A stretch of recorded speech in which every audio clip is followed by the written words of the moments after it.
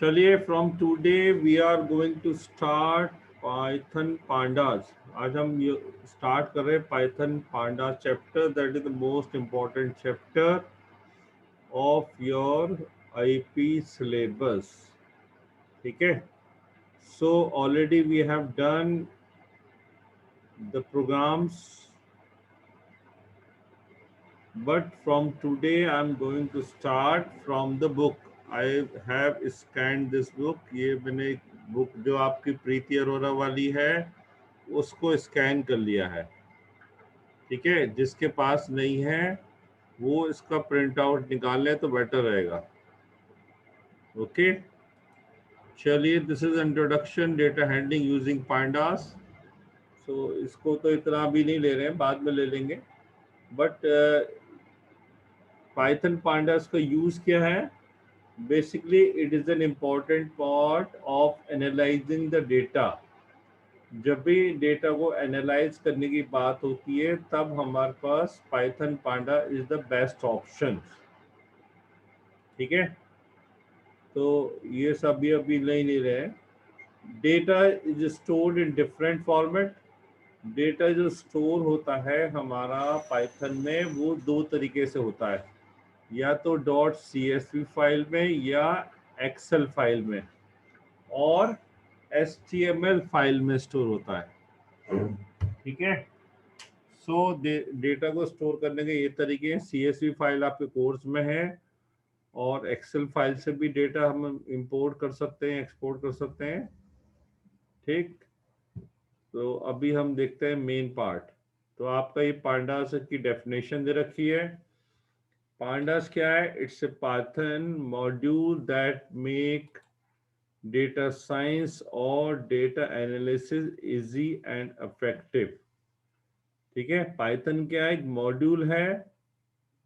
Pandas is a module of Python, जिसके अंदर क्या होता है? डेटा एनालिसिस हम बहुत इजी तरीके से और इफेक्टिव तरीके से कर सकते हैं। It is the most famous Python package for data science. ठीक, ये सब स्ट्रक्चर दिया हुआ डेफिनेशन है, इसको तो पढ़ लीजिएगा। ये फीचर दे रखे हैं, और ये पाइथन कैसे इंस्टॉल, सॉरी, पांडास कैसे इंस्टॉल होगा उसके स्टेप दे रखे हैं। अब आप आते हैं यहाँ पे जो मेन पार्ट है आपका, यहाँ से ये है data structure in pandas. A data structure is a way of storing and organizing data in a computer so that it can be accessed and worked with an appropriate way. तो data structure क्या है? जो आप data store करते हो उसको organise, सही तरीके से ऑर्गेनाइज करना और स्टोर करना, और उसके बाद उसको कहीं से भी एक्सेस करना, that is the work of data structure. Data structure का काम क्या होता है? सारा डेटा स्टोर करना और उसके ऊपर कुछ एनालिसिस करना, और कोई भी डेटा जब भी आपको एक्सेस करना होता है तो आप वहां से कर सकते हैं।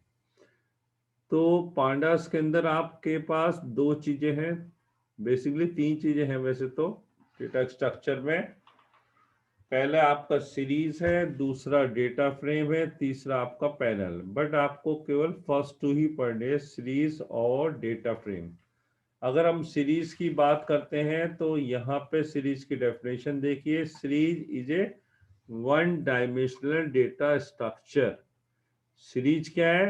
वन डायमेंशनल डेटा स्ट्रक्चर है with homogeneous same data type. इसका मतलब क्या है? सीरीज के अंदर आपका केवल सेम डेटा टाइप ही स्टोर हम कर सकते हैं। अगर हमने इंटीजर स्टोर करने तो सारे इंटीजर करना पड़ेंगे, फ्लोट करने तो फ्लोट ही हम इसके अंदर स्टोर कर सकते हैं। So that is the series. ठीक है, it contain a sequence of values and associated position of data labels called index। और जो भी डेटा इसके अंदर हम स्टोर करते हैं इसकी एक पर्टिकुलर पोजीशन होती है। ठीक है, उस पोजीशन को हम बोलते हैं इंडेक्स। फॉर एग्जाम्पल, ये हमारे पास एक सीरीज दे रखी है, तो इस सीरीज की अगर हम यहाँ पे बात करें तो this is the one dimensional data. ठीक, तो यहाँ पे अपने आप ऑटोमेटिकली इंडेक्स नंबर आ जाते हैं 0 1 2 3 से। ये आपका डेटा हो गया। इंडेक्स आपके इस तरह से भी हो सकते हैं, खाली नंबर जरूरी नहीं है। और ये आपका डेटा हो गया, या फिर इंडेक्स इस तरह से भी हो सकते हैं, बट बाय डिफॉल्ट वो 0 1 2 3 ही लेता है। और इंडेक्स को अगर आपको चेंज करना है, सो दिस इज ऑल्सो प्रोविजन कि आप इंडेक्स को का नाम भी चेंज कर सकते हैं। ठीक है। One important point regarding series, this is a mutable. Mutable means data के अंदर हम कभी भी चेंज कर सकते हैं। But the size of series, but जो सीरीज का साइज है दैट इज अ इम्यूटेबल। ठीक है, सीरीज का साइज है वो हम चेंज नहीं कर सकते हैं। क्वेश्चन आपके पास जो इस बार एमसीक्यू बहुत सारे दिए हैं सीबीएसई ने, तो इसी के अंदर से उसको ध्यान से पढ़िएगा। सपोज कैसे क्वेश्चन पूछा जा सकता है, ट्रू या फॉल्स में सीरीज इज म्यूटेबल और नॉट।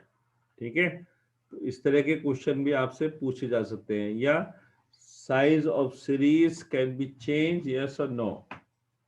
ठीक है, तो इसको ध्यान से एक बार पढ़िएगा। कोई ज्यादा आपको लंबा चौड़ा इसमें याद नहीं करना है, सिर्फ इसको थोड़ा सा मेमोराइज करना है कि इसके अंदर क्या क्या पॉइंट्स हैं। ठीक, तो सीरीज है डेटा फ्रेम। अच्छा, दोबारा हो गया चैप्टर। अब आता है आपका सीरीज को हम किस तरह से क्रिएशन करें। तो सीरीज को बनाने का तरीका क्या है, या तो आप लिस्ट की हेल्प से सीरीज बना सकते हो, या फिर डिक्शनरी की हेल्प से बना सकते हो, या फिर स्केलर वैल्यू और कांस्टेंट। कुछ कांस्टेंट वैल्यू अगर आपको एक ही वैल्यू बार बार दिखानी है तो उसकी हेल्प से भी आप सीरीज बना सकते हो। वो किस तरह से बनेगी वो हम आगे देखते हैं। अब अगर आपको इसका जो सिंटेक्स है, आप सिंटेक्स नोट करिए। पहले आपको लिखना है सीरीज का ऑब्जेक्ट, जिसको हम वेरिएबल भी बोल सकते हैं। सीरीज का ऑब्जेक्ट आएगा, फिर लिखा जाएगा पांडास डॉट सीरीज। एक अगर हमने एम्प्टी सीरीज बनानी जिसके अंदर कोई डेटा नहीं, तो हमने क्या लिखना है, इंपोर्ट पांडास एज पीडी। ये आपको पता ही है पांडास क्यों इंपोर्ट करा है यहाँ पे, because it's a library of Python. और पाइथन की अगर प्रोग्राम सीरीज और डेटा फ्रेम का आपको चलाना है तो वहाँ पे पांडास की लाइब्रेरी आपको इंपोर्ट करनी पड़ती है। और उसका हमने शॉर्ट में नाम दे रखा है यहाँ पीडी।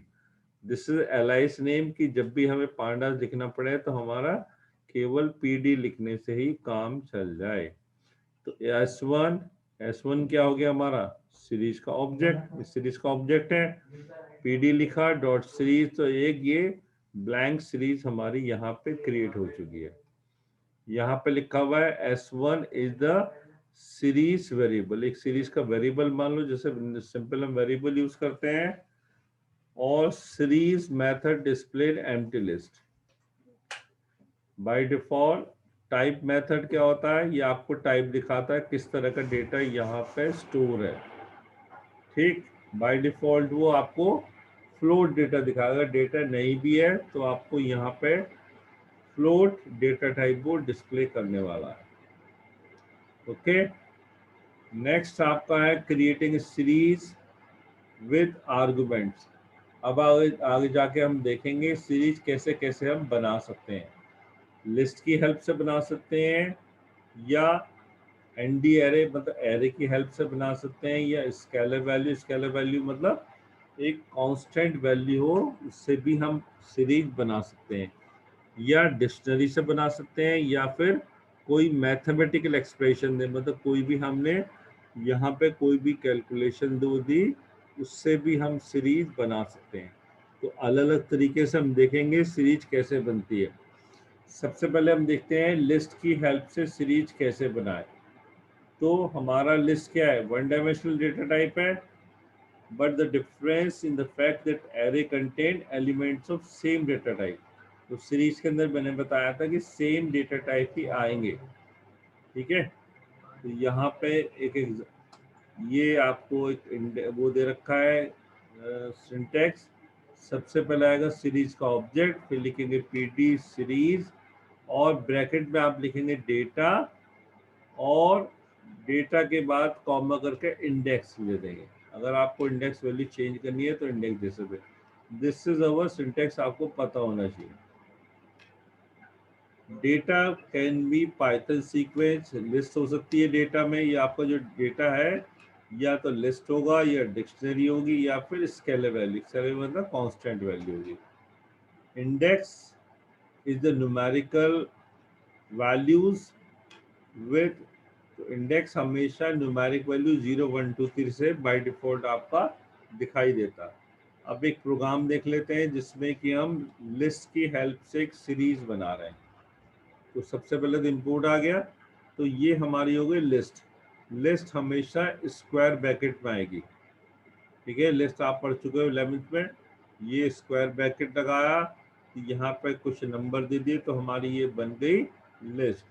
इसको ब्रैकेट लगाया, ब्रैकेट लिखने के बाद हमने लिखा pd डॉट सीरीज। pd आपका ऊपर से आ गया और सीरीज हम बना रहे हैं। और सीरीज का जो एस है वो कैपिटल लेटर से आएगा। जब भी एग्जाम दोगे तो आपको ध्यान रखना है कि कौन सा लेटर स्मॉल से आने वाला है और कौन सा लेटर कैपिटल लेटर में आने वाला है। इसको हमने प्रिंट कर दिया तो आपका ये डेटा आपका यहाँ प्रिंट होगा। This is the series. It's very simple program. Next program हम देख रहे हैं यहाँ पे रेंज मेथड। रेंज हमने ये पढ़ा था पहले भी आपका। तो रेंज क्या होता है, अगर हमने कोई भी नंबर जनरेट करने हैं 0 से लेके और 5 तक या 10 तक, तो हम रेंज फंक्शन भी यूज कर सकते हैं। तो वो कैसे यूज करेंगे, सिंपल आपने लिखा है pd dot series range 5। Range 5 का मतलब नंबर विल स्टार्ट फ्रॉम 0, 0 से नंबर आपका स्टार्ट होगा और दैट विल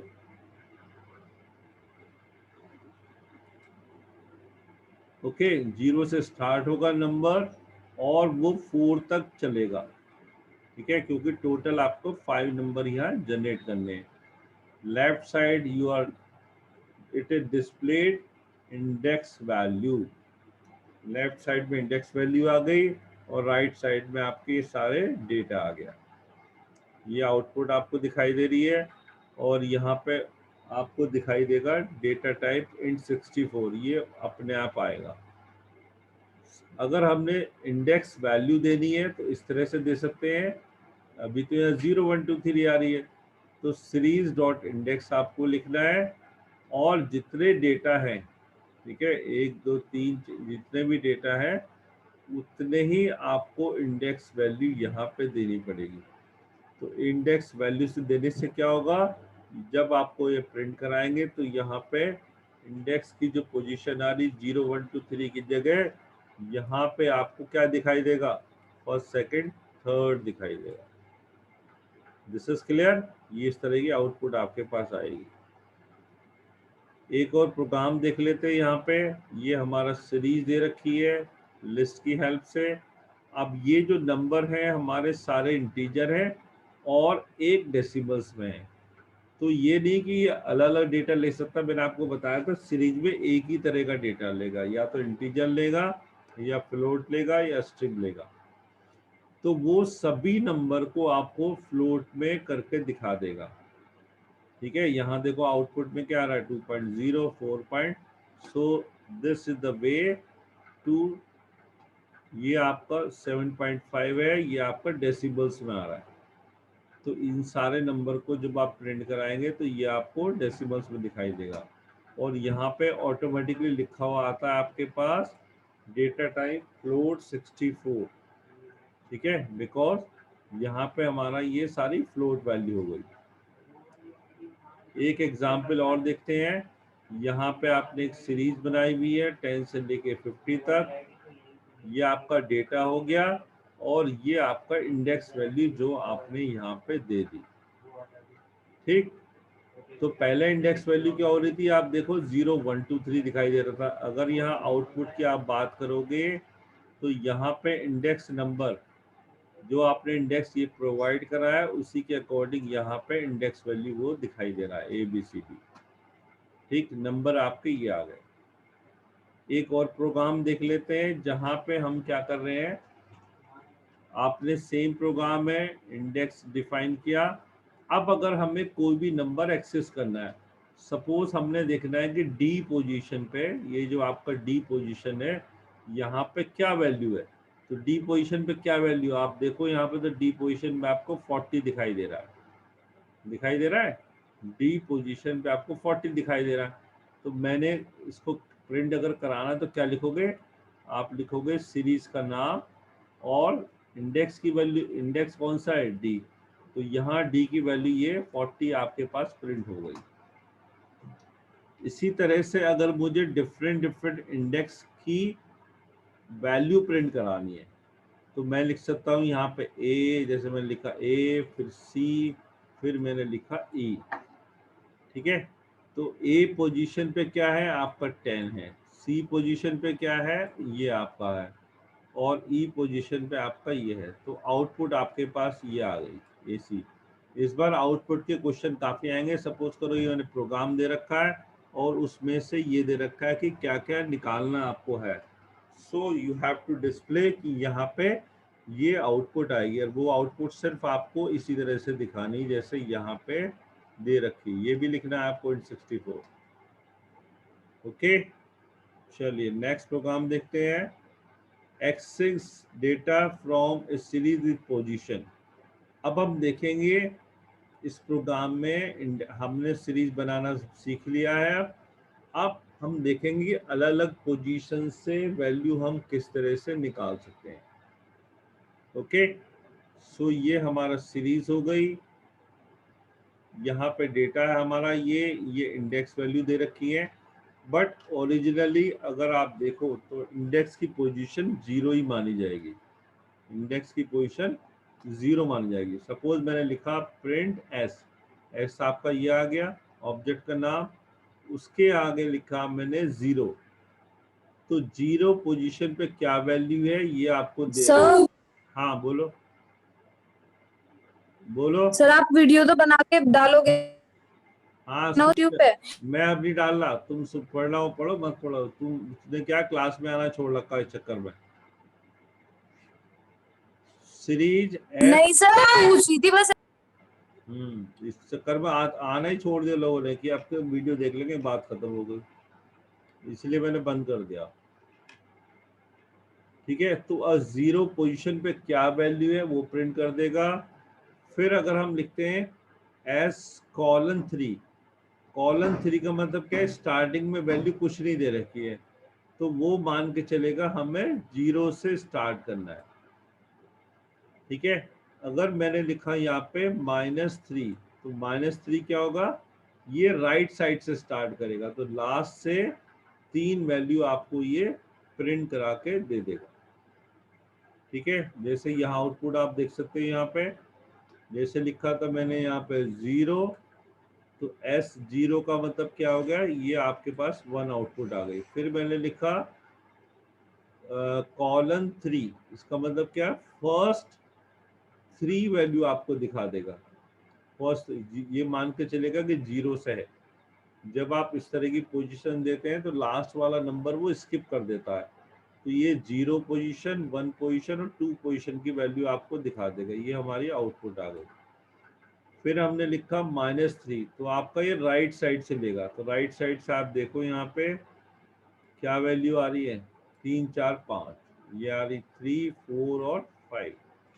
तो इस तरह से आपका ये आउटपुट वाले प्रोग्राम आएंगे, उसमें आपको पोजीशन दे रखी होगी, या आपसे पूछा जाएगा कि इसकी अगर ये प्रिंट कराना है तो यहाँ पे आपको क्या लिखना पड़ेगा। ओके, अब आता है, दो हमारे पास चीजें हैं, एक तो है ILOC और एक है LOC। आई और ये है L और ये है आपका O और ये आपका है C। ILOC, ILOC का मतलब क्या है, इंडेक्स लोकेशन। ठीक है, और LOC का मतलब क्या है, लोकेशन। तो इसको बहुत ध्यान से समझना, ILOC और LOC में क्या डिफरेंस है और किस तरह से वैल्यू हम यहाँ से फैच कर सकते हैं, किस तरह से वैल्यू हम निकाल सकते हैं। तो ILOC क्या लिखा हुआ है, टू यूज फॉर इंडेक्सिंग और सेलेक्टिंग बेस्ड ऑन पोजीशन, ठीक है, by row number and column number.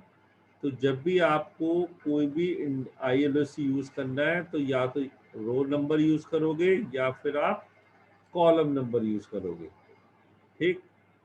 और LOC में क्या है, यू विल यूज इंडेक्स और नेम, या तो इंडेक्स नेम यूज करोगे या आप वही सेम है आपका रो नेम यूज कर लो और कॉलम नेम, कुछ भी आप यूज कर सकते हो। अब ये ILOC और LOC किस तरह से काम करता है, दैट इज मोर इम्पोर्टेंट। जैसे मैंने यहाँ पे लिखा to display the data using index S.ILOC, S तो उसका नाम हो गया आपका डेटा का, तो ILOC 1:4, इसका मतलब क्या है, 3 वैल्यू आपके पास आएंगी, 1 पोजीशन पर, 2 पोजीशन पर और 3 पे। 4th वाला ये छोड़ देता है। अभी एग्जाम्पल देखते हैं तो ज्यादा क्लियर होगा आपको। जैसे यहाँ देखिए आप, यहाँ पे प्रोग्राम दे रखा है 1 2 3 4 5 5 वैल्यू आपके पास है, ये इंडेक्स की पोजीशन हो गई। अब मैंने लिखा ILOC 1:4, तो 1 पोजीशन पे क्या वैल्यू है, ये आपका 2 है, ठीक है। 1 के बाद आया 2, तो ये आपका 3 हो गया और ये आपका 4। तो इसमें आप नोट करें, यहाँ पे 4th वाला जो है वो नंबर आपको छोड़ के दिखाएगा, ठीक है। तो यहाँ पे 2 3 4 आ गया, ये 1 पोजीशन पे ये आ गया, 2 पे ये आ गया और 3 पे आपका ये आ गया। This is clear. ये होता है ILOC में। अगर मैं लिखता हूँ यहाँ पे LOC, मैंने लिखा B:E, B का मतलब क्या है, इंडेक्स पोजीशन B ये है और E पोजीशन आपका ये है। तो B पोजीशन पे क्या वैल्यू आपकी 2 दिखाई दे रही है, ठीक है। C पे 3 दिखाई दे रहा है, D पे 4 दिखाई दे रहा है और E पे आपका 5। तो ILOC और LOC में एक डिफरेंस आपने नोट किया होगा, जहाँ पे आपको दे रखा था 1 से लेके 4 तक, तो आपको 4 वैल्यू दिखाई देनी चाहिए थी, बट यहाँ पे केवल आपको 3 वैल्यू ही ये दिखा रहा है, बिकॉज ये जो लास्ट वाला है इसको वो स्किप कर देता है। इसको मान के चलिए कि 1 पोजीशन पे दिखाएगा, 2nd पोजीशन पे और 3rd पोजीशन पे दिखाएगा। बट LOC में ऐसा नहीं होता है। LOC में फर्स्ट पोजीशन जो है, लास्ट पोजीशन जो है, वो दोनों ही इंक्लूड होती है। तो ये आपको डिफरेंस देखना है, ILOC और LOC में डिफरेंस क्या होता है। आई होप ये समझ में आ रहा होगा सबको। अब चलिए, अब आता है स्केलर एंड कांस्टेंट वैल्यू। इसको हम बोलते हैं स्केलर और कांस्टेंट। अगर आपको वैल्यू कोई फिक्स रखनी है और वही नंबर आपको बार बार प्रिंट कराना, तो जितनी भी इंडेक्स वैल्यू आप दोगे उतनी बार वो वैल्यू प्रिंट आपके यहाँ हो जाएगी। कैसे होगी ये आप देखिए। यहाँ पे यहाँ मैंने लिखा PD.series 55। डेटा में अगर देखो तो केवल आपके पास 55 वैल्यू है। इंडेक्स वैल्यू कितनी है, 1 2 3 4, 5 आपको इंडेक्स दे रखी है। दैट मीन्स क्या, ये नंबर आपका 5 टाइम प्रिंट होने वाला है। देखिए इसकी आउटपुट आ गई, हर जगह आपको 55 ही दिखाई दे रहा होगा, दे रहा है आपको 55। तो इंडेक्स वैल्यू 5 थी, तो 5 बारी इंडेक्स आपको ये ABCD उतने ही वैल्यू आपने। तो दिस इज कॉल्ड स्केलर और कांस्टेंट वैल्यू। किस तरह से हो रखा है ये आपको दिखा रखा है, ठीक है। इसको आप रेंज मेथड से भी यूज कर सकते हो। वो कैसे यूज करोगे, सपोज मैंने लिखा यहाँ पे PD.series 10, इसका मतलब 10 प्रिंट करना है आपको। अब मैंने यहाँ पे क्या रेंज फंक्शन लिख लिया, तो 0 हमारा क्या है, स्टार्टिंग वैल्यू है। 0 क्या है, स्टार्टिंग है ST, और 3 हमारा क्या है, लास्ट है। तो हमारे पास क्या नंबर आएंगे, 0 आएगा, ये आ गया, 1 आ गया और आपका ये 2 आ गया। और हर जगह आपको 10 10 दिखाई दे रहा है। तो जो हमने इंडेक्स का पोजीशन पहले यहाँ पे दिया था ABCD, वो हमने सिर्फ अब यहाँ पे रेंज फंक्शन से यूज कर लिया। रेंज फंक्शन ऐसा भी यूज कर सकते हो आप, स्टार्टिंग वैल्यू 1 है, लास्ट वैल्यू 6 है और लिखा है 2। 2 का मतलब क्या है, after the interval of 2 the number will be displayed. तो इसका मतलब क्या है, पहले 1 आएगा, फिर 3 आएगा, फिर आपका 5 आएगा और आपका ये 15 प्रिंट हो यहाँ पे हो गया। ठीक, तो अभी तक हमने देखा था कि ऊपर केवल हमने इंडेक्स वैल्यू या तो नंबर लिया था या 1 1 करेक्टर लिया था। अगर आप चाहो तो यहाँ पे पूरा पूरा स्ट्रिंग भी दे सकते हो, जैसे यहाँ पे दे रखा है। इंडेक्स में अगर बोले तो कुछ भी आप लिख सकते हो। सपोज करो मैंने लिखा वेलकम टू TCS, ये मुझे प्रिंट कराना है और कितने नंबर है 1 2 3 4, तो 4 टाइम आपको ये इंडेक्स वैल्यू आ गई यहाँ से और ये आपके पास आउटपुट दिखाई दे रही। ठीक है, अगर आप चाहो तो फोर लूप से भी, जैसे आपने लूप पढ़ा हुआ था 11th में, वो भी उससे भी आप नंबर जनरेट कर सकते हो। वो कैसे करेंगे यहाँ देखिए, यहाँ पे हमने लगाया जो डेटा हमने लिया 1 से लेके 15 तक का, और हर बार जो इंक्रीमेंट होगा वो कितने का होगा, 3 का। ठीक, तो हमारे पास वैल्यू कैसे आ गई 1 4 7 10 13, ये वैल्यू आ गई, ये हमारा डेटा है। अब इंडेक्स में लिखा x for x in ABCD, तो इंडेक्स वैल्यू आपका ABCD, पहले A लेगा, फिर B, फिर C, E तक आपका ये चल जाएगा। सो this is also one of method कि यहाँ पे आप रेंज में लूप से भी प्रिंट कर सकते हैं इंडेक्स वैल्यू। ठीक है, अब आता है, अगर हमारे पास अभी तक सिर्फ हमने क्या करा था, एक लिस्ट थी, एक ही डेटा था आपके पास, यहाँ आप देखो तो यहाँ पे सिर्फ आपको एक ही डेटा दिखाई दे रहा है। अगर हम एक से ज्यादा लिस्ट करते हैं, यहाँ देखिए creating a series 2 different list, अगर 2 लिस्ट हमारे पास हैं, अगर हमारे पास 2 लिस्ट हैं तो उसको हम कैसे यूज करेंगे। तो इसमें बेनिफिट आपको क्या होगा, 2 लिस्ट में एक को हम इंडेक्स बना सकते हैं और एक को वैल्यू बना सकते हैं। ठीक है, ये हमारा लिस्ट आ गया मंथ, ये दूसरी लिस्ट आ गई। अब मैंने यहाँ क्या लिखा, pd.series। ठीक है, तो मैंने इसको नंबर ऑफ डेज को बना लिया डेटा और इंडेक्स को बना लिया यहाँ पे मंथ। तो आपका डिस्प्ले कैसे हो गया, ये यहाँ पे हो गया। ओके, तो ये आपको इंडेक्स में, अब 2 लिस्ट में एक को आपने इंडेक्स बना लिया और एक को आपने डेटा बना लिया। सो इसमें आपको अलग से इंडेक्स देने की जरूरत नहीं है, वो लिस्ट से ही आपका निकाल देगा। Now this is the important NaN, ये बहुत इंपॉर्टेंट है, आएगा ही आएगा कि NaN होता क्या है।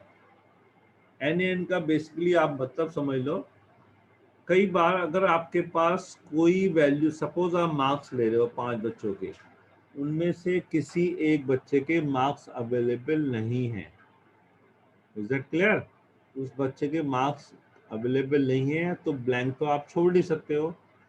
तो in place of that you can write down NaN। NaN का मतलब है नॉट ए नंबर, तो NaN वहां पे आप यूज कर सकते हो। ठीक, अब वो कैसे यूज करेंगे ये आप देखिए, यहाँ पे pd.series, ये नंबर है, ये नंबर है, और यहाँ पे आपके पास डेटा अवेलेबल नहीं है, इसकी जो वैल्यू है वो अवेलेबल नहीं है, तो यहाँ पे क्या लिखोगे आप, np.nan। अब क्योंकि NaN जो फंक्शन है, एट्रीब्यूट्स है, ये आपका numpy के अंदर है। ठीक है, और अगर numpy के अंदर है तो आपको numpy की लाइब्रेरी को भी हमें इंपोर्ट करना पड़ेगा। तो हमने कैसे लिखेंगे, np.nan, nan में दोनों n कैपिटल है और a आपका स्मॉल है, तो यहाँ पे ये वैल्यू आ गई, तो ये सारे डेसिमल्स आ गए और यहाँ पे आपको दिखाई देगा ये nan। जब आप प्रिंट करोगे तो यहाँ पे nan दिखा देगा। ठीक है, तो अभी तक जो हमने सीखा, हमने क्या सीखा, सीरीज कैसे बनाएं लिस्ट से, लिस्ट से हम कैसे सीरीज बनाएंगे। तो ये तो बात हो गई लिस्ट की, और जिस तरह से हम लिस्ट से बना रहे थे उसी तरह अब हम सीखेंगे आपको सीरीज कैसे बनाएं डिक्शनरी से। ठीक है, अगर आपको सीरीज बनानी है तो डिक्शनरी से भी बना सकते हैं आप। तो डिक्शनरी का आपको क्या तरीका होता है डिक्शनरी बनाने का, डिक्शनरी में दो चीजें होती हैं, एक तो होता है की वैल्यू और दूसरा होता है डेटा। जैसे यहाँ देखो आप, ये जनवरी है, ये हमारी कहलाएगी की वैल्यू, KEY की वैल्यू, और ये हमारा होगा डेटा। तो डिक्शनरी में दो चीजें आती है, पहले आता है की वैल्यू और फिर आता है आपका डेटा।